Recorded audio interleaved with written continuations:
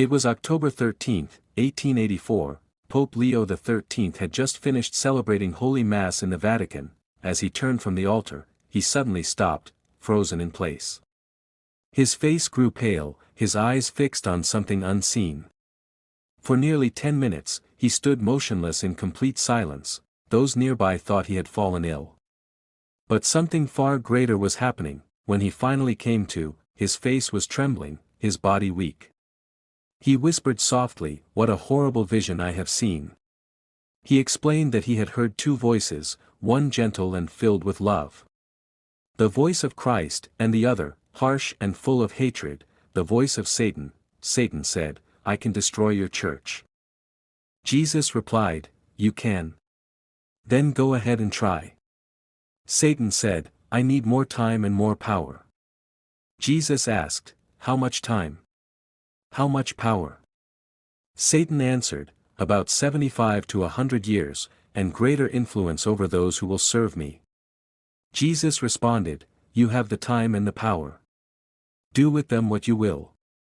In that terrifying moment, Pope Leo saw visions of the future, the church under attack, evil spreading across nations, and countless souls turning away from God. He understood that humanity was entering a great spiritual battle, one that would test faith for generations. Without delay, he went to his private study, took pen and paper, and wrote a prayer, a heavenly shield for the church against the powers of darkness. Saint Michael the Archangel, defend us in battle, be our protection against the wickedness and snares of the devil, may God rebuke him, we humbly pray, and do thou, O Prince of the heavenly host, by the power of God, thrust into hell Satan, and all evil spirits who prowl about the world, seeking the ruin of souls.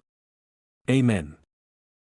The prayer was ordered to be said after every Mass, a spiritual weapon for the faithful, and a reminder that our battle is not against flesh and blood, but against the powers of darkness. Even today, more than a century later, the words of Pope Leo XIII echo through the ages, reminding us that the Church will stand, and that Christ has already won the victory. May the Lord deliver us from every snare of the evil one. May He strengthen His Church, renew our faith, and help us stand firm in the truth of Christ.